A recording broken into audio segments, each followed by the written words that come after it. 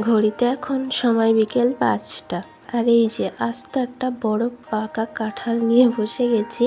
কাঁঠালটা ছাড়িয়ে এখন কোয়া বার করব। এই যে একটা চালের বস্তা ছিল বাড়িতে, এটাই বিছিয়ে নিলাম। মেঝেটা আর নোংরা হবে না।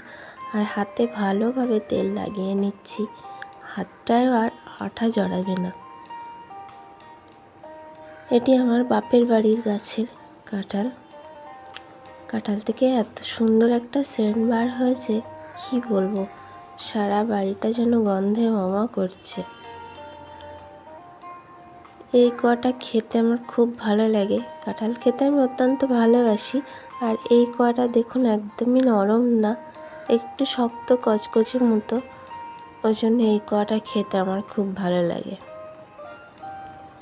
কাঁঠালটা অনেকটাই বড়, ছাড়াতে ছাড়াতে অনেকটাই সময় লেগে যাবে। প্রথমে আঠার জন্য একটু কেমন লাগছিল, কিন্তু এখন দেখুন এরকম কোয়া ছাড়াতে আমার কিন্তু বেশ ভালোই লাগছে। আর অর্ধেক মতো ছাড়িয়ে ফেলেছি।